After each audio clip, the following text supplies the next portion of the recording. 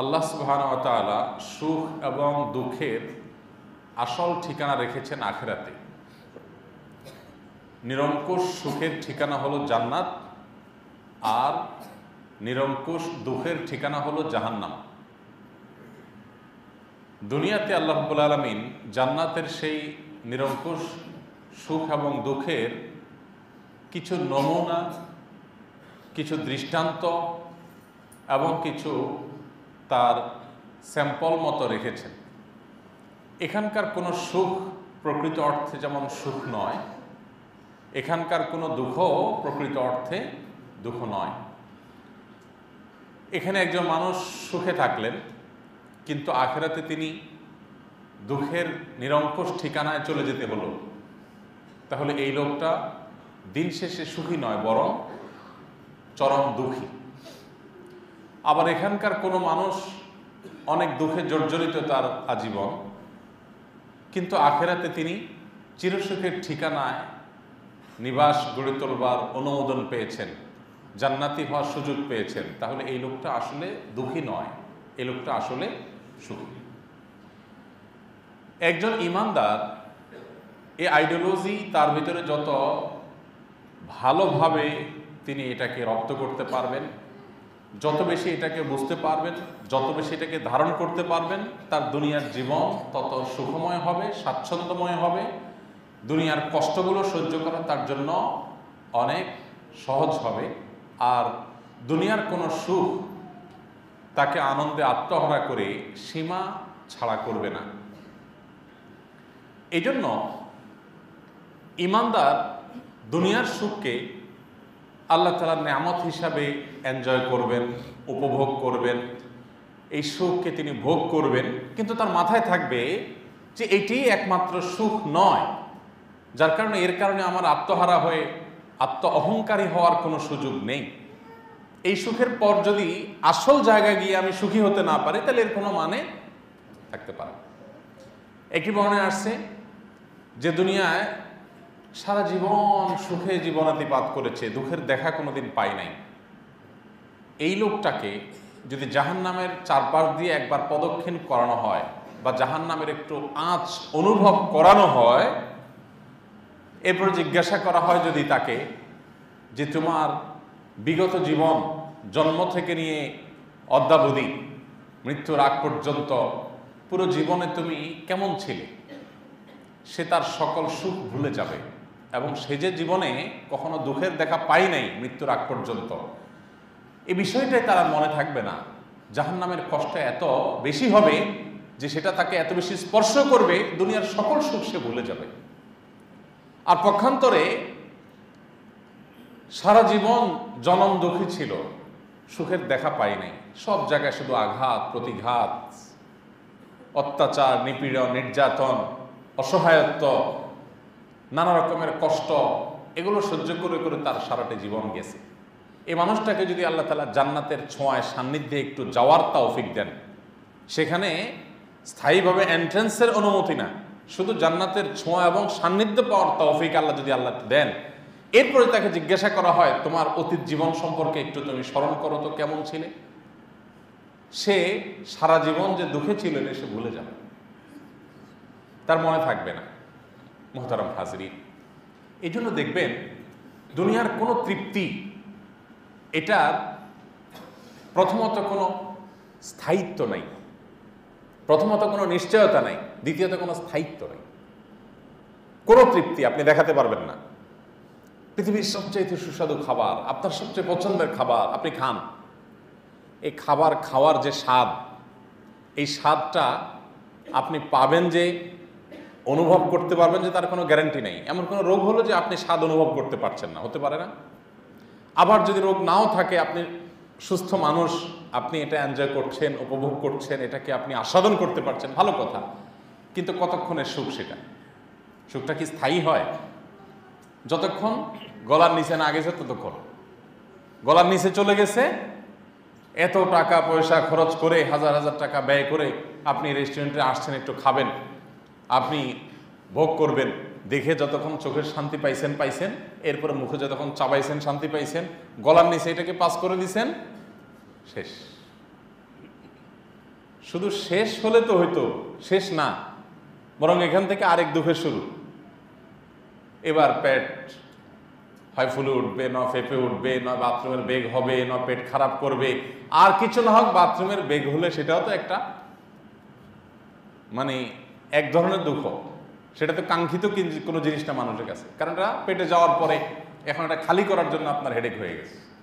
এটা খালি করার এখন তো শান্তি পাচ্ছেন না, অশান্তি। খালি করার পরে এবার বাইরে বলছেন, ও আল্লাহ, দুনিয়াতে শান্তি থাকলে এক জায়গায় আছে। একটু আগে বলছেন রেস্টুরেন্টে আছে, এই জন্য রেস্টুরেন্টে যায় টাকা পয়সা সব দিয়ে টিয়ে একটু সুখ নিলেন ভিতরে। এখন বলতেছেন এই সুখ ত্যাগ করতে পারলেই শান্তি। সুবহানাল্লাহ, টয়লেট থেকে বাইরে হয়েছেন ফ্রেশ। তাহলে দুনিয়ার কোন সুখ প্রকৃত অর্থে, প্রতিটা সুখের পেছনে লুকিয়ে আছে কোনো না কোনো দুঃখ। দুনিয়ার গোলাপ আপনি ছিঁড়তে যাবেন, কাঁটাবিদ্ধ হবেই আপনার। এরপরে কাঁটা টাটা বিদ্ধ হয়ে বহুত কষ্ট করে নিলেন, গোলাপটা অনেক সুন্দর, অনেক গ্রান হয়তো আছে, কিন্তু কতক্ষণ? 2 দিন, 4 দিন, 6 দিন, 5 দিন, এরপর এটা পচে গন্ধ হবে। এবার এটা ফেলে দিতে পারলে আপনি সুখ পাবেন, ঠিক কিনা বলেন? এভাবে গোটা পৃথিবীর প্রত্যেকটা সুখ আল্লাহ রাব্বুল আলামিন এমনভাবে তৈরি করেছেন, এখানকার কোনো সুখ প্রকৃত সুখ না। সুখটা এই টাইপের হতে পারে, জাস্ট এটা অনুমান। এটার আসল ঠিকানা, আসল ভার্সনটা আছে জান্নাতে, যেখানে কোনো পচন ধরবে না, যেখানে খাবারের পরে কোনো কষ্ট হবে না, যেখানে সুখের পরে কোনো দুঃখ আসবে না, যেখানকার সুখ স্থায়ী হবে, যেখানকার সুখের নিশ্চয়তা আছে। ওয়াল আখিরাতু খায়রু ওয়া আবকা। সেটা দুনিয়ার সুখের চাইতে আল্লাহ বলছেন যে অনেক উত্তম, এর সাথে কোনো তুলনা চলে না। এবং সবচেয়ে বড় কথা হলো সেটা স্থায়ী হবে, দুনিয়ারটা স্থায়ী হবে না। যত বড় ক্ষমতাধর মানুষ হন আপনি, যত বড় সম্পদশালী মানুষ হন, যত বড় পাওয়ার হোল্ড করেন, আপনাকে চলে যেতে হবে সব রেখে। এই একটা চিন্তা, এই একটা ভয়, এই একটা শঙ্কা আপনার সকল সুখকে তো ম্লান করে দেওয়ার জন্য যথেষ্ট। আপনি যত সুখেই থাকেন না কেন, আপনি জানেন দিন শেষে আমাকে চলে যেতে হবে, আমার মৃত্যু একদিন আসবে।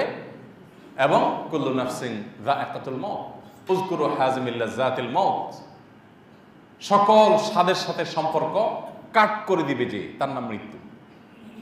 স্ত্রী, সন্তান, সম্পদ, আপনার পরিবার, বন্ধুবান্ধব, আপনার সুস্বাদু খাবার, লোভনীয় কাজকর্ম, পৃথিবীর সব কিছুর সাথে আপনার সম্পর্ককে কাট করে দিবে যে জিনিসটা, তার নাম হলো মৃত্যু। এই মৃত্যু থেকে পালাবার কোনো পথ আছে? নাই। আপনি ভালো ভালো খাবার খেয়ে, আপনার শরীরে ইমিউন স্ট্রং করে, আপনি আপনার আল্লাহ তাআলার অনুমতি সাপেক্ষে আপনার হায়াত বেশি আল্লাহর কাছ থেকে করিয়ে নিয়েছেন, পেয়ে নিয়েছেন। কত বছর? 100 বছর, 105 বছর, 10 বছর, এরপর চলে যেতে হবে। এই যে চলে যেতে হবে, এই অনুভবটা যখন মানুষের হতে থাকে, বিশেষ করে যারা ইয়াং, এটা তাদের বুঝতে একটু অসুবিধা হয়।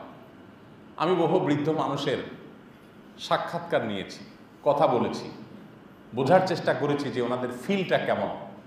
জীবন সায়ান্নে এসে, জীবনের শেষ মুহূর্তে এসে তারা বলেন তারা খুব অসহায় বোধ করেন, তারা বড় বড় নিঃশ্বাস ফেলেন, তারা নিঃসঙ্গতা অনুভব করেন, এবং তাদের যৌবনের সেই উচ্ছলতা, তাদের সেই যৌবনের যে উদ্যম, সেগুলো তাদের যখন মনে পড়ে খুব কষ্ট হয়।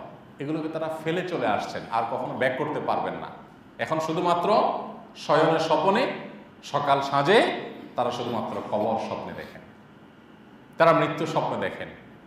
পৃথিবীর অনেক আনন্দ আয়েশ, এগুলো তাদেরকে স্পর্শ করে না। তারা জানেন যে আমার এখন 70-80 পার হয়ে গেছে, বাংলাদেশে মানুষের গড় আয়ু যেটা, সেটা আমার পার হয়ে গেছে, যে কোনো মুহূর্তে আমি চলে যাব, আমার এখন সময় শেষ হয়ে গেছে। যদিও সময় যে কারণে যে কোনো মুহূর্তে আসতে পারে, কিন্তু একজন বৃদ্ধ মানুষ তিনি প্রায় নিশ্চিত হয়ে যান যে আমার সময় শেষের দিকে।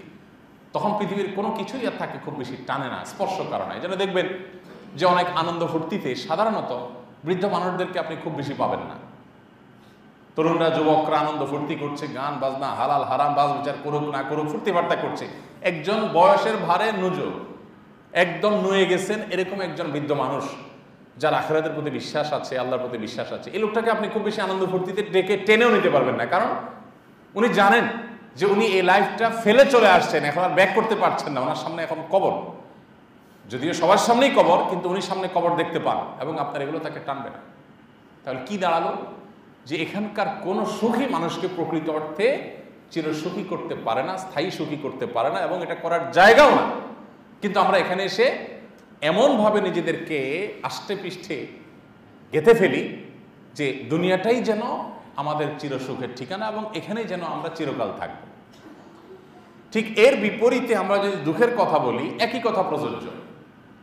এখানে যারা দুঃখে আছি আমরা নানানভাবে, এই দুঃখগুলো আমাদের জন্য অনেক বেশি লাঘব হয়ে যাবে, অনেক বেশি সহনীয় হয়ে যাবে যদি কোরআন এবং হাদিস এ সম্পর্কে যে দৃষ্টিকোণ আমাদেরকে দিয়েছে সেটা যদি আমরা ধারণ করতে পারি। সেটা কি?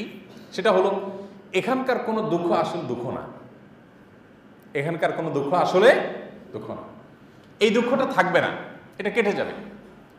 ছাত্র জীবনে যারা অনেক পড়াশোনা করতে হয়েছে, অনেক স্ট্রাগল করতে হয়েছে, অনেক মেহনত পরিশ্রম করতে হয়েছে, অনেক আরাম আয়েশ ত্যাগ করতে হয়েছে শুধু ভালো ফলাফল করার জন্য, ভালো ক্যারিয়ার গড়বার জন্য অনেক কষ্ট করতে হয়েছে। এই কষ্টগুলো এত বেশি ছিল যে সেগুলো পরবর্তীতে আপনি করতে পারবেন এটা কল্পনা করতে পারছেন না, এত কষ্ট আপনি একসময় করে আসছেন। কিন্তু যখন সে কষ্টের ফল আপনি পেতে থাকেন, আপনার ক্যারিয়ারটা একটা ভালো জায়গায় চলে যায়, তখন সে লাইফের কষ্টের কথা আর কিছু মনে থাকে? মনে থাকে না, অন্তত অনুভব হয় না, কোনো কষ্ট আর অনুভব হয় না। দুনিয়াতে মানুষ যদি চরম দুঃখেও থাকে, ইমানদারের জন্য বড় সান্ত্বনার বিষয় হলো যে আমার এই দুঃখ, এখান থেকে আমার কোনো না কোনো প্রাপ্তির পথ অবশ্যই আছে। নবী করিম সাল্লাল্লাহু আলাইহি সাল্লাম বলেছেন, আজাবান লি আমরিল মুমিন ইন্না আমরাহু কুল্লুহু খায়র। ইমানদারের বিষয়টা বড়ই পিকুলিয়ার, বড়ই অদ্ভুত। তার সবগুলোই ভালো, দুকুলেই ভালো। কিভাবে?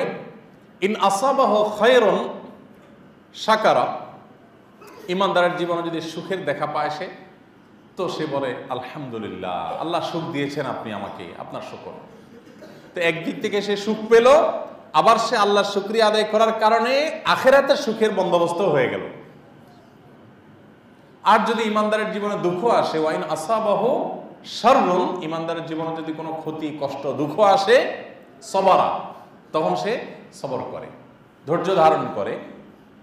তো যদিও সে দুঃখে আছে, কষ্টে আছে, কিন্তু ধৈর্য ধারণ করার কারণে, এটাকে মেনে নেওয়ার কারণে, কোনো প্রকার ধৈর্যহীনতার পরিচয় না দেওয়ার কারণে আল্লাহ রাব্বুল আলামিনের কাছে তার বিনিময় আখিরাতে সুখের ঠিকানা হয়ে যায়। তাহলে দুঃখে পড়েও সে সুখ আদায় করলো। তো ইমানদার হলো হাতির মতো, মরলেও লাভ, বাঁচলেও লাভ। সুখে থাকলেও তার লাভ, দুঃখে থাকলেও লাভ, যদি সে ইমানদার হতে পারে। মোহতারাম হাজরিন, আমাদের অনেকের জীবনে আমাদের যে প্রত্যাশা, আমাদের যে এক্সপেকটেশন, আমাদের যে আকাঙ্ক্ষা, চাহিদা, এটার সাথে ব্যাটে বলে হয় না। বেশিরভাগ, বরং প্রায় সব মানুষের জীবনে এরকম বহুবার হয়েছে আমাদের জীবনে, যে আমরা যা চাইছি তা হয় না।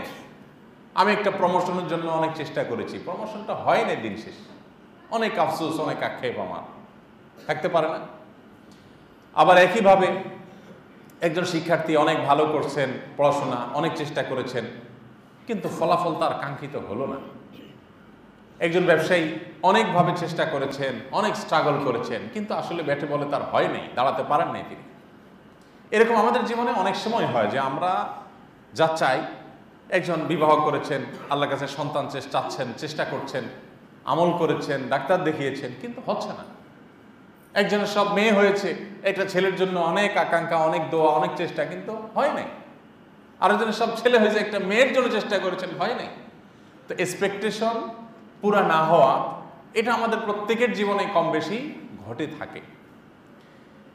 একজন ইমানদারের জন্য সান্ত্বনার জায়গা হলো যে আমার নিজের জন্য আমি যেটা ভালো মনে করছি, যে আমার অনেকগুলো ছেলে আছে, একটা মেয়ে হলে বোধহয় আমার একটা অভাব বুঝবে, আমার একটা কষ্ট দূর হবে, একটা মেয়ে হলে সে বোধহয় আমার কিছুটা প্রশান্তি এনে দিবে, এটা আমার কাছে মনে হয়।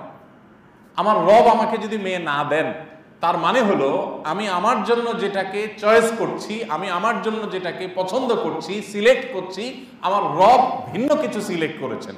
আর আমি, আমার চোখ বা দৃষ্টি যতদূর যায়, আমার রবের দৃষ্টি অসীম। অতএব আমার জন্য আমি যেটাকে চয়েস করব তার চাইতে আমার রব আমার জন্য যেটা চয়েস করবে সেটা অবশ্যই বেটার। আমি একটা গাড়ি ধরার কথা ছিল, গাড়িটা মিস হয়ে গেল, ধরতে পারলাম না, ও স্যাড, আমি বিষণ্ণ, আমার গাড়িটা মিস হয়ে গেল। তাহলে আমি চাইছিলাম গাড়িটা ধরলে আমার প্রোগ্রামটা ধরতে পারবো, মিটিংটা অ্যাটেন্ড করতে পারবো, এটা করতে পারবো, এটা হয় নাই। একজন ইমানদারের দৃষ্টিভঙ্গি হবে যে আমি আমার জন্য এই গাড়িটা সময় মতো এসে ধরতে পারাটা এটাকে ভালো মনে করেছি, আমার রব এটা ধরতে না পারাটা আমার জন্য মঙ্গলের মনে করেছেন, আলহামদুলিল্লাহ, অবশ্যই আমার চাইতে আমার রব আমার জন্য ভালো বোঝে। ছোট বাচ্চার মতো প্রায় সময় আমি এই উপমাটা দিয়ে থাকি যে ছোট ছোট পিচ্চি পোলাপান, তার লাভ ক্ষতি সে সবসময় বুঝে না। আমাদের বাসা বাড়িতে যে ছোট ছোট পিচ্চিরা আছে, তাদের যে চাহিদাগুলো আছে, এই চাহিদাগুলো তারা মনে করে এগুলো পূরণ করলেই বোধহয় আমি জান্নাতে ঢুকে যাব। চাওয়াটা তাদের এই লেভেলের থাকে, তাই না? যে এটা লাগবেই তার, না হলে ভাঙ চোর, উথাম থাম, কান্নাকাটি, চিল্লা চিল্লি, তার এটা লাগবেই। কিন্তু বাপ মা দেয় না সব সময় সবকিছু।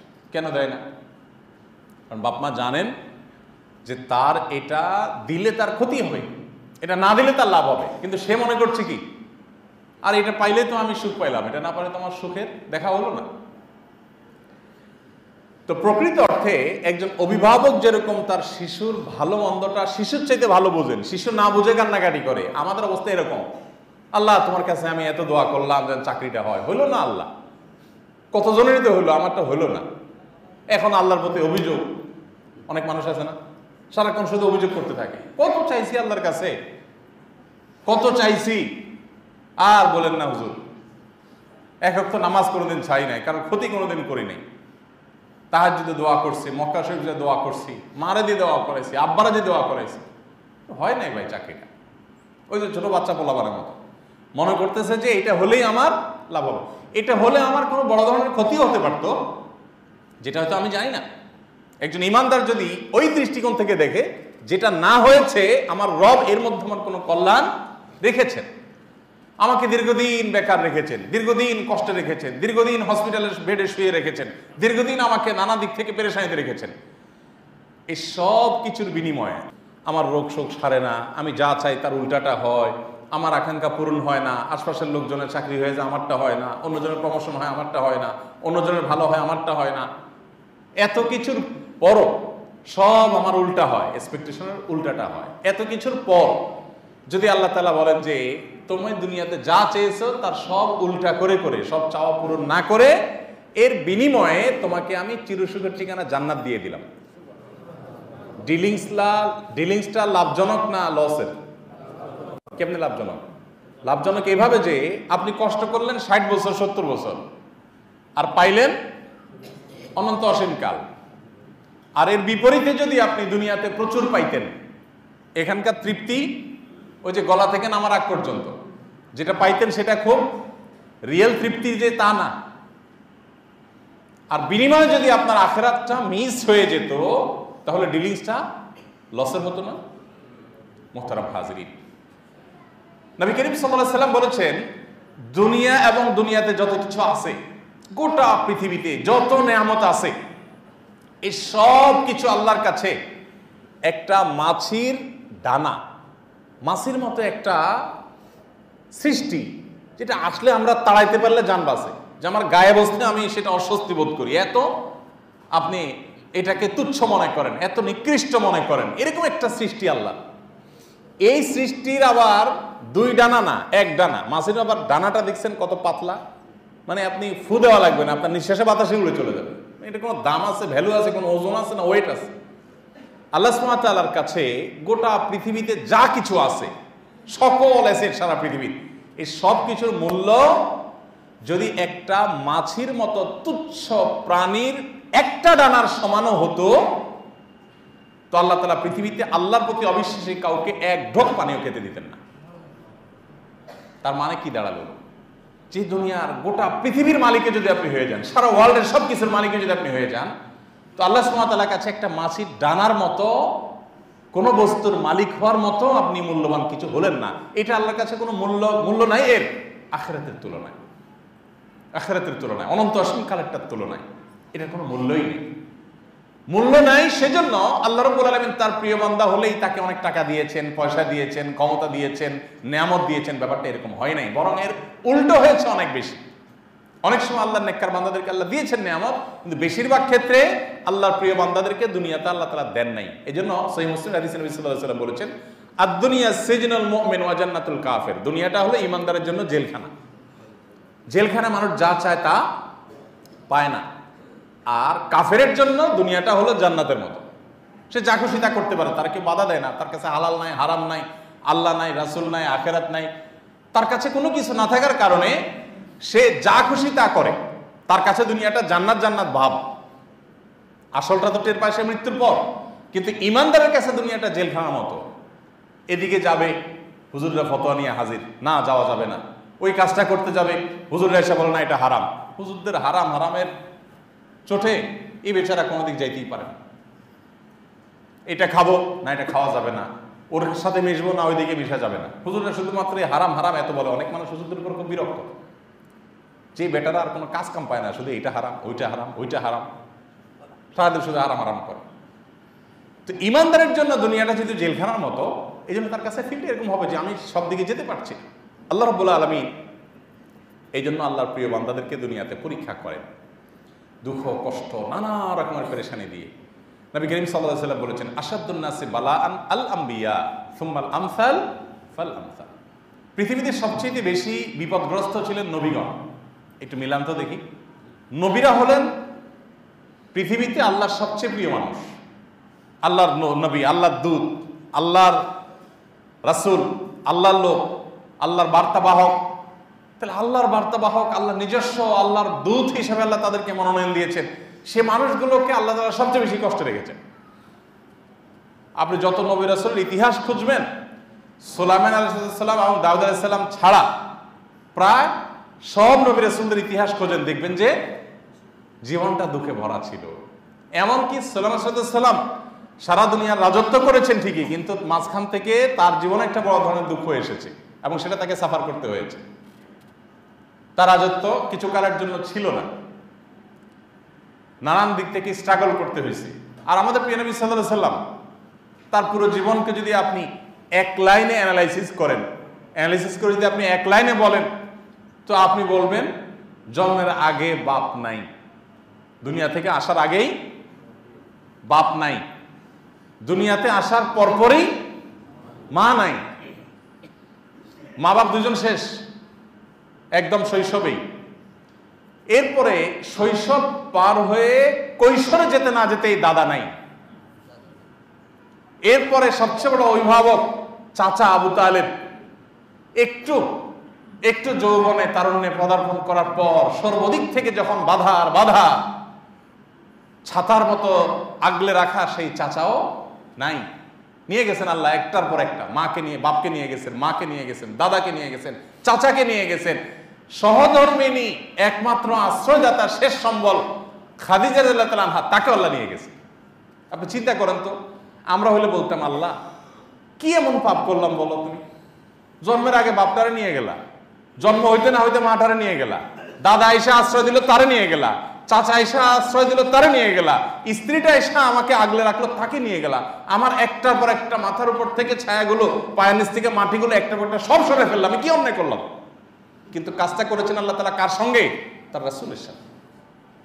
আমরা যারা দুঃখ কষ্টে জর্জরিত, নানান বেদনা নিয়ে আমাদের অনেক অভিযোগ অনুযোগ, আমরা একটু চিন্তা করি তো, নবী করিম সাল্লাল্লাহু আলাইহি সাল্লামকে এত কষ্ট, এত বেদনা, এত শোক, এত ব্যথা কাতর যে আল্লাহ তাআলা করেছেন, তাকে বড় কিছু দিতে চেয়েছেন আল্লাহ তাআলা এবং সেটা দিয়েছেন। তিনিও ধৈর্য ধারণ করেছেন, আল্লাহ তাআলা তাকে সেই নেয়ামত বুঝিয়ে দিয়েছেন। শুধু এখানে শেষ হলে হতো, এখানে তো শেষ না, এখানে শুরু। সকল আশ্রয় যখন একটার পর একটা শেষ হয়ে গেল, মক্কায় 23 বছর ধরে, 13 বছর ধরে তিনি কি স্ট্রাগল করেছেন আমরা জানি। 13টি বছর নির্যাতন, নিষ্পেষণ, অবরোধ, দীর্ঘ কয়েক বছরের যে অবরোধ ছিল, সে অবরোধ কত ভয়ঙ্কর ছিল। ইতিহাসের পাতা খুলে আপনি পড়ে দেখেন, নবী সাল্লাল্লাহু আলাইহি ওয়াসাল্লাম জীবনে আপনি পড়ে দেখেন, আপনি অবাক হবেন যে গাছের পাতা খেয়ে তাদেরকে বাঁচতে হয়েছে সাহাবীদেরকে। এখনকার সমাজে যদি কারোর সাথে অবরোধ করা হয়, সেটাই দুর্বিষহ হয়ে যায়। এখন তো গ্লোবালাইজেশনের এই যুগ, আপনি অবরোধ করলেও মোবাইলে টিপে যোগাযোগ করতে পারে আরেকজনের সাথে। কিন্তু সেই অবরোধ কি ছিল?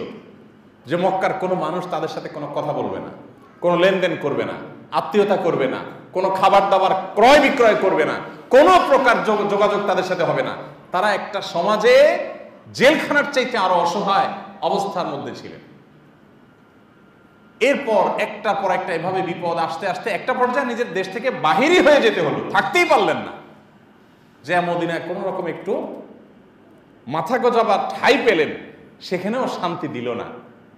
বদর, উহুদ, খন্দক, একটার পর একটা যুদ্ধ চাপিয়ে দেওয়া হলো শেষ করে ফেলার জন্য। এরপর কি হয়েছে বলেন? পরের ইতিহাসটা আমাদের কারো তার অজানা না। পৃথিবীর সবচাইতে সুপার পাওয়ারে পরিণত হয়েছে, পৃথিবীর মোড় পরিবর্তন করে দিয়েছেন, পৃথিবীর গতিকে পাল্টে দিয়েছেন, পৃথিবীর সবচেয়ে সাকসেস মহানায়কে পরিণত হয়েছে। অনেকগুলো স্ট্রাগল করার পর তিনি যখন হেরা গুহায় জিবরিলের সাথে প্রথম সাক্ষাৎ করলেন, জিবরিল তাকে কি করছিলেন? ধরে এনে কপালে একটা চুমু এঁকে দিয়েছেন। কি করেছেন? ধরে একটা চাপ দিছেন, একটা না দুই তিনটা চাপ দিছেন। এমন চাপ, একদিকে নবী করিম সাল্লাল্লাহু আলাইহি সাল্লামকে আল্লাহ তাআলা 40 জন জান্নাতি যুবকের শক্তি দিয়েছেন, তিনি অনেক সুঠাম দেহের অনেক শক্তিশালী মানুষ ছিলেন নবী সাল্লাল্লাহু আলাইহি সাল্লাম। আবার অপরদিকে জিবরিল হলো আল্লাহর এমন মহা সৃষ্টি যে তাকে আল্লাহ তাআলা 500 ডানা দিয়েছেন। তার এক একটা ডানা পৃথিবীর এই পাশ থেকে ও পাশ পর্যন্ত পুরোটাকে ছেয়ে ফেলে। তাহলে কি সৃষ্টি! সেই জিবরিল, সে যখন মানুষের আকৃতি ধরে আসে আর এসে আরেকটা মানুষকে ধরে চাপ দেয়, এই চাপের লেভেলটা কি হতে পারে চিন্তা করেন। নবী করিম সাল্লাল্লাহু আলাইহি সাল্লামকে এভাবে যখন চাপ দিলেন, চাপ খাওয়ার পর উনি হেরা গুহা থেকে অসুস্থ হয়ে জ্বরে আক্রান্ত হয়ে কাঁপতে কাঁপতে বাসায় এসে সহধর্মণীকে বললেন, জাম্মিলুনি জাম্মিলুনি দাফিরুনি দাফিরুনি, আমাকে কম্বল দিয়ে ঢাকো, চাদর দাও আমার গায়ে, কাঁপছে, আমার জ্বর আসছে। এবং খাদিজা রাদিয়াল্লাহু আনহাকে বলছেন যে আমি মনে হয় শেষ হয়ে যাব, কি দেখলাম, এটা কি কষ্ট পেলাম। দেখেন আল্লাহ তাআলা কিন্তু ওনাকে নবী বানাতে চাচ্ছেন, জাস্ট এই সময় উনি নবুয়ত পাবেন। নবুয়ত পাওয়ার আগে আল্লাহ তাআলা একটা চাপ দিলেন, দুইটা চাপ দিলেন, তিনটা চাপ দিলেন জিবরিলকে দিয়ে। চাপগুলা নিতে পারলেন, দাঁড়াতে পারলেন মেরুদণ্ড সোজা করে, আল্লাহ তাআলা নবুয়ত দিলেন। এই জন্য পৃথিবীতে আল্লাহ সুবহানাহু ওয়া তাআলা যাকেই বড় বানাতে চান, যাকে দিয়ে বড় কিছু করাতে চান, তাকে আল্লাহ তাআলা চাপ দেন। চাপ, এই চাপগুলো নিতে পারাটা হলো অনেক বড় একটা চ্যালেঞ্জের বিষয়। এই চাপটা বিভিন্ন ভাবে আসে, অপমান, দুর্নাম, মিথ্যা অপবাদ, এক্সপেকটেশন পুরা না হওয়া, বেটে বলে না হওয়া, যেদিকে যায় সেদিকে শুধুমাত্র অপ্রাপ্তি, দুঃখ, কষ্ট, নির্যাতন, নিপীড়ন, অপমান, নানাভাবে উপেক্ষা। কিন্তু এগুলো যখন মানুষ হাসি মুখে বরণ করতে পারে, সবর করতে পারে, ধৈর্য ধারণ করতে পারে, আল্লাহ রাব্বুল আলামিন তাকে অনেক বড় কিছু করে। আল্লাহ তাআলা আমাদেরকে আমাদের দুঃখ, কষ্ট, বিপদ আপদ সব পরিস্থিতিতে পরিপূর্ণ সবর করার তৌফিক দান করো। ইমানদারের জীবনে বিপদ আপদ কেন আসে? ওই যে বলছিলাম, ইমানদারের জীবনে বিপদ আপদের ক্ষতিকর কোনো দিক নাই যদি সে ধৈর্য ধারণ করতে পারে। কিভাবে? আপনার বিপদ হয় আপনার মর্যাদা বৃদ্ধির কারণ হবে। আল্লাহর কাছে অ্যাজ এ ইমানদার আপনার মর্যাদা বৃদ্ধি হয়ে আপনি আরো আপার ক্লাসের ইমানদার হতে পারবেন, সেই সুযোগ আপনাকে তৈরি করবে। কিন্তু শর্ত হলো ওই যে বিপদে ধৈর্য ধারণ করতে হবে। ধৈর্য ধারণ করা মানে কি? ধৈর্য ধারণ করা মানে হলো এর মধ্যে কোনো কল্যাণ আছে, আলহামদুলিল্লাহ আমি মেনে নিলাম, দিল থেকে আমি মেনে নিলাম। ধৈর্য ধারণের বিভিন্ন টাইপ আছে। একজনের জুতা চুরি হয়েছে মসজিদ থেকে, তো চোরের 14 গোষ্ঠী, বাপ মা, মসজিদ কমিটি সবার নাম ধরে বাপদা মা তুলে গালিগালাজ করে টোরে যে এখানে কোনো ব্যবস্থাপনা অব্যবস্থাপনা আছে, চোর এটা মসজিদে আসছে চুরি করতে, ওর 14 গোষ্ঠী গালিগালাজ সব করার পরে এবার দেখছে যে এত গালিগালাজ করলাম চোর রে, চোরের 14 গোষ্ঠী রে, কিন্তু জুতা তো পাইলাম না, তো কি আর করা। এবার শেষে বলতেছে থাক আল্লাহর জন্য সবর করলাম। তো এই টাইপের সবর আমরা অনেকে করি, আছে না? তো এটা কি সবর? আপনি সব ভাঙচুর করে গালিগালাজ করে যখন দেখলেন যে কোনো লাভ তো হলো না, এবার জায়গায় আসছেন, হুঁশ ফিরে আসছে, এবার বললেন ঠিক আছে আল্লাহর জন্য সবর করলাম। এটা কি আল্লাহর জন্য সবর হবে? সবর তো বহুত আগে ভেঙে গেছে। ইন্নামাস সাবরু ইনদা সাদমাতিল উলা। নবীজি সাল্লাল্লাহু আলাইহি ওয়াসাল্লাম বলেছেন, যখন প্রথম ধাক্কাটা খাবেন, প্রথম চাপটা খাবেন, শকটা খাবেন, আরে চান্দিটা কিন্তু তখন গরম হয়ে যায়। ওই টাইমটাতে নিজেকে ধরে রাখতে পারা, এটাই হলো সবর। তখন আপনি উথামতাম করিডোরে মাথা ঠান্ডা হয়ে গেলে এরপর বললেন, ঠিক আছে কি আর করা, সবর করি, থাক, সাদাকার নিয়ত করলাম, বেচারা গরিব মানুষ। তো এই সাদাকা হবে না। আল্লাহ তাআলা আমাদেরকে সবরের তৌফিক দান করে। তাহলে ইমানদারের জীবনে বিপদ আপদ আসলে সেটি হয় তার মর্যাদা বৃদ্ধির কারণ হবে, আর না হয় তার গুনাহ মাফের কারণ হবে। গুনাহ মাফের কারণ হবে যে আপনার কোনো গুনাহ আল্লাহ তাআলার মাধ্যমে মাফ করবেন। এখন কথা হলো যে আমার জীবনে কি এমন গুনাহ করলাম, আমার পাশে আরেক লোক পরিচিত আছে, নামাজও পড়ে না, এক হপ্তাহ নামাজও পড়ে না, পশ্চিম দিকে আসার খেয়েও পড়ে না, ওর জীবনে তো এত বিপদ দেখি না, বিপদ সব আমারে পায়। আমি কি এমন গুনাহ করলাম? হুজুর কি বলে এগুলা যে গুনাহ মাফের জন্য? গুনাহ মাফের জন্য যে বিপদ আসে, ও যে এক হপ্তাহ নামাজ পড়ে না, ওর তো বিপদে পিছিয়ে ফেলা উচিত। এরকম একটা চিন্তা আসে না আমাদের মাথায়? আরে ভাই, আল্লাহ রাব্বুল আলামিন সবার গুনাহ তো মাফ করবেন না, হয়তো ওর গুনাহ মাফ করবেন না, ওর পাপের প্রায়শ্চিত্ত আখিরাতে তাকে নিতে হবে, এই জন্য তাকে করতে দিচ্ছেন অন্যায়। একটা হাদিস আসছে নবী করিম সাল্লাল্লাহু আলাইহি ওয়াসাল্লাম থেকে যে কিছু মানুষ আছে জীবনে কখনো সে কোনো খারাপ কাজ খুব বেশি করে নাই, শুধু ভালো কাজ করছে সারা জীবন। হালকা পাতলা কিছু খারাপ কাজ হতে তার ছিল, আল্লাহ তাআলা তাকে জান্নাত দিতে চান, তখন তার ওই দুনিয়াতে যে সামান্য কিছু খারাপ কাজ হয়েছে ওইগুলোর জন্য দুনিয়াতে কিছু কষ্ট দেন, তাকে কষ্ট দিয়ে ওইটার প্রায়শ্চিত্তটা করায় নেন, করায় নিয়ে তাকে জান্নাতে তার এবার লেভেলে চলে আসছে, যা ছিল অপরাধ এগুলো তো দুনিয়াতে প্রায়শ্চিত্ত পেয়ে গেছে, এবার তাকে জান্নাতে দিয়ে দেন। আর এর বিপরীতে কিছু মানুষ আছে তার জীবনে কোনো ভালো কাজ নাই, শুধু গুনাহ আর পাপাচারে বোঝা, ভালো কাজ আছে অল্প স্বল্প কিছু আছে, এই অল্প স্বল্প কিছু আছে কিন্তু খারাপ কাজের পাল্লা ভারী, আল্লাহ তাকে জাহান্নামে দিতে চান যেহেতু খারাপ কাজের পাল্লা ভারী। এই জন্য ভালো কাজ যে দু চারটা করছে ওইগুলোর জন্য দুনিয়াতে আল্লাহ কিছু সুখ শান্তি টান্তি দিয়া ওর সেগুলো রিকভার করে এবার তার আখিরাতে তার প্রোফাইলে মন্দ কাজ ছাড়া কিছু নেই, ভালো কাজের বিনিময়ে তো দুনিয়াতে পেয়ে গেছে, এবার সোজা তাকে জাহান্নামে দিয়ে দেয়। তাহলে আপনি যাকে দেখছেন যে তার কোনো দুঃখ কষ্ট আসছে না, অথচ সে পশ্চিম দিকে আষাঢ় খেয়ে পড়ে না, সেটা দেখে আপনার কষ্ট পাওয়ার কোনো কারণ থাকতে পারে না।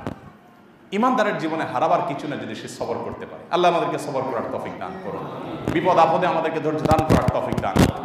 এখন আপনারা বলতে পারেন যে আচ্ছা, বিপদ আপদ যদি এতই ভালো হয়, এটাতে আমাদের লাভই লাভ, বলতেছেন যে এটাতে আমাদের হয় মর্যাদা বৃদ্ধি হবে না, গুনাহ মাফ হবে, আল্লাহ পরীক্ষা নিচ্ছেন, পরীক্ষা জিততে লাভ হবে, এতই যখন উপকার, তাহলে আমরা আল্লাহর কাছে সুখ চাবো কেন? আমরা বলবো আল্লাহ বিপদ দিয়ে ভরাই দেওয়া জীবন। কি বলেন? নবী করিম সাল্লাল্লাহু আলাইহি ওয়াসাল্লাম বলেছেন, তিনি আল্লাহকে বলতেন যে আল্লাহ, আমার সুখ এবং দুঃখ দুইটাই আমার জন্য কল্যাণকর হলেও আমি তোমার কাছে সুখটা চাই, তোমার কাছে প্রশান্তিটা চাই, আমি দুঃখ তোমার কাছে চাই না। কারণ দুঃখ আসলে সেই সময় নিজেকে ধৈর্য ধারণ করে কাঙ্ক্ষিত লক্ষ্যে পৌঁছতে পারা এটা সহজ বিষয় না, অতএব আমি সে রিস্কে যেতে চাই না। আমি তোমার কাছে দুঃখ চাই না, কিন্তু যদি এসে পড়ে আমাকে ধৈর্য ধারণ করার শক্তি তুমি সাথে দিও। এ হলো ইমানদারের চাওয়া। অতএব দুঃখের মধ্যে আমার কল্যাণ থাকতে পারে সে আশা, সে বিশ্বাস আমার প্রগাঢ়ভাবে থাকবে, ঠিক আছে, তাই বলে দুঃখ আমি চেয়ে আল্লাহর কাছ থেকে নিব না। ওই যে একটা স্লোগান আছে নাকি, লড়াই লড়াই লড়াই চাই, লড়াই করে বাঁচতে চাই না। করোনাদেশের বিচারে এটা কোনো ভালো স্লোগান না, কারণ লড়াই লড়াই লড়াই চান, আপনি লড়াই চান কেন? আপনি শান্তি চান না কেন? আল্লাহ আমার এই জিনিসটা দরকার, লড়াই ছাড়া দিয়ে দাও, এটা চাওয়া যায় না আল্লাহর কাছে? হ্যাঁ, লড়াই যদি করাই লাগে তো আমি করবো, আল্লাহ রাজি আছি, সেটা আরেক জিনিস। কিন্তু আমি চাইতেছি আল্লাহ, আমি ঘুমাইতে চাই না, আমি লড়াই চাই। লড়াই চাওয়ার জিনিস না।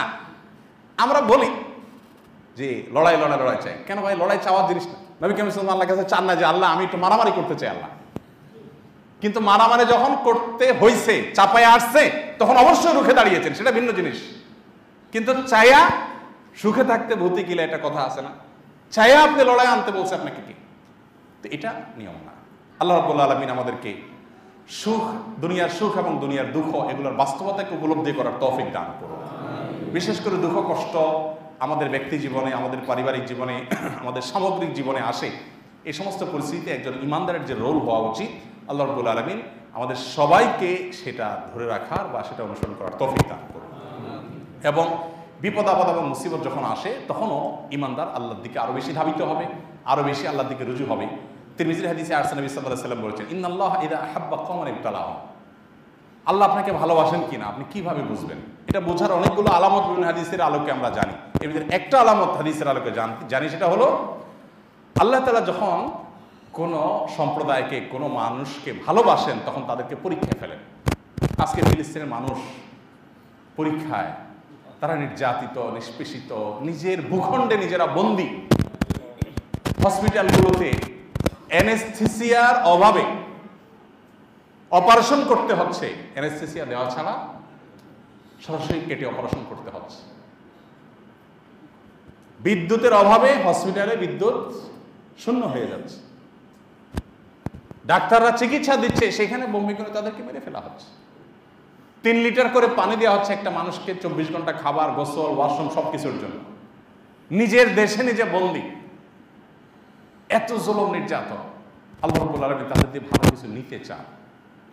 আল্লাহ তাআলা হয়তো তাদেরকে দিয়ে ভালো কিছু নিবেন। একটা সময় বাইতুল মাকদিস সম্পর্কে আগে আমরা বলেছি, একটা সময় ফিলিস্তিনের বাইতুল মাকদিসের মূল্য এমন হবে, এখন তারা খুব নির্যাতিত, নিষ্পেষিত, নিগৃহীত নানা কারণে। পৃথিবীর মানবতার সবক যারা আমাদেরকে দেয়, এখন শিশু নির্যাতন, হসপিটালে আপনার রোগীদের ট্রিটমেন্ট বন্ধ করে দেওয়া, বিদ্যুৎ পানি বন্ধ করে দেওয়া, সবকিছু একটা দেশকে বন্দী করে ফেলা, এটা নিয়ে দেখবেন গোটা পৃথিবীতে যেন কিছুই হচ্ছে না, যেন কিছুই হচ্ছে না, সবাই চুপ প্রায়, তাই না? এই ঘটনাগুলো আমাদের চোখগুলোকে একটু উন্মোচন করে দেয়, এদের আসল রূপটা, খোলসটা বের করেন। যাদেরকে অনেক জেন্টেলম্যান, অনেক ভদ্র, অনেক শিক্ষিত, সভ্য মনে করেন, তাদের আসল রূপটা জানতে আমাদের সহায়ক হয়, সুবিধা হয়। আল্লাহ তাআলা আমাদের সেই উপলব্ধি যেন জাগ্রত হয়, সেই তৌফিক দান করুন এবং তাদের কষ্টগুলো আল্লাহ তাআলা লাঘব করে দিন। এই যে মানুষগুলোর কষ্ট, দুঃখ নবী সাল্লাল্লাহু আলাইহি ওয়াসাল্লামের ভাষ্য অনুযায়ী বোঝা যায়। ওই যে বলছিলাম, বাইতুল মাকদিসের মূল্য এমন সময়, একটা সময় এরকম হবে, নবী সাল্লাল্লাহু আলাইহি ওয়াসাল্লাম বলেছেন, পৃথিবীতে এই বাইতুল মাকদিসের আশপাশের জায়গাগুলোতে কোনো একটা জায়গা যেখান থেকে বাইতুল মাকদিস দেখা যাবে, যেখান থেকে মসজিদে আকসার সান্নিধ্য পাওয়া যাবে, এইরকম জায়গা হবে গোটা পৃথিবীর সবচেয়ে ভ্যালুয়েবল জায়গা, পৃথিবীর সবচেয়ে দামি জায়গা হবে, সবচেয়ে লোভনীয় জায়গা, আকর্ষণীয় জায়গা হবে, যেটা বাইতুল মাকদিস বা মসজিদে আকসার সান্নিধ্য পাওয়া যাবে এখান থেকে। এরকম একটা সময় আসবে পৃথিবীতে। তো সেটার জন্য তাদেরকে আল্লাহ তাআলা প্রিপেয়ার করছেন। তারা সে প্রেশার নিতে পারলে তারা ইনশাআল্লাহ সে জায়গায় যেতে পারবে। বিধায় আমাদেরও ব্যক্তি জীবনে, আমাদের পারিবারিক জীবনে, সামগ্রিক জীবনে সকল বিপদ আপদের ধৈর্যের রুদ্র প্রতীক হতে হবে এবং সবরের কোনো বিকল্প নাই। as-sabru সাওয়াবুহু আল জান্নাহ। আমাদের মুশকিল হলো আমরা সবর ঠিকই করি, সবর করে আসমানের দিকে তাকায় কই কিছু আসছে কিনা। হ্যাঁ, একটু সমস্যা হইল, সমস্যা ধৈর্য ধারণ করলাম, ঠিক আছে, শুনছি সবুরে মেওয়া ফলে, তো সবুরে এবার তাকায় দেয় কই সবুর তো করলাম, মেওয়া তো ফলতেছেন। তো মেওয়া তো আপনার মন মতো ফলবে না, আপনি সবর কতদূর করার পর মেওয়া কিভাবে ফলবে এটা তো আল্লাহ তাআলার হাতে। এখন আপনি সামান্য একটু সবর করার পরে এবার বলতেছেন কই আসমান থেকে কিছু আসলো না, এবার বেদিশা হয়ে যায়। আল্লাহ রাব্বুল আলামিন আমাদেরকে সবর করার তৌফিক দান করুন। আপনি নবী করিম সাল্লাল্লাহু আলাইহি ওয়াসাল্লামের জীবনটা মিলান, যখনই আপনার জীবনে দুঃখ আসবে দেখেন দুঃখের ধারাবাহিকতা কতভাবে আসতে পারে আপনি দেখেন। ওই যে বললাম, জন্মের আগে বাপ নাই, জন্মের দুনিয়াতে আসার আগে বাপ নাই, দুনিয়াতে আসার পর মা নাই, এরপর দাদা নাই, চাচা নাই, স্ত্রী নাই, যারাই তাকে আশ্রয় দেয় আল্লাহ তাদেরকে নিয়ে যায়। কি আজব ব্যাপার! যারাই তার পক্ষে দাঁড়ায় তাদেরকে আল্লাহ নিয়ে যায়। মনে হচ্ছে যে আল্লাহ তারা শত্রুতা করতেছে, নাউযুবিল্লাহ, তাই না? কিন্তু আসলে কি তাই হয়েছে? তিনি তো বলতে পারতেন কই আচ্ছা জন্মের আগে বাপ, দুনিয়াতে আসার আগে মায়ের গর্ভে থাকতেই বাপ চলে গেল, ঠিক আছে, তাইলে এখন সবর করলাম, দেখি আল্লাহ মেয়া ফলে কিনা। মেয়া তো ফলা দূরের কথা, উল্টা মার নিয়ে গেছে। আবার মা চলে গেছে, আরেকটা বিপদ আসলো, ঠিক আছে, দেখি এবার মেয়া ফলে কিনা। না, মেয়া ফলা দূরের কথা, উল্টা দাদারে নিয়ে গেছে। তাহলে বোঝা গেল ধৈর্য ধারণ করতে করতে আমি মেওয়ার জন্য বসে থাকবো আর টাইম গুনবো, এটা আমার কাজ না। আমার কাজ হলো ধৈর্য ধারণ করতে থাকা। মেওয়া ফলবেই ফলবে, এটা দেওয়ার মালিক আল্লাহ তাআলা, তিনি তার মতো দিবেন, আমাকে শুধু ধৈর্য ধারণ করতে হবে। আল্লাহ তাআলা আমাদেরকে সবর করার তৌফিক দান করুন। জাযাকুমুল্লাহু খায়রা ওয়া আখিরু দাওয়ানা আলহামদুলিল্লাহি রাব্বিল আলামিন।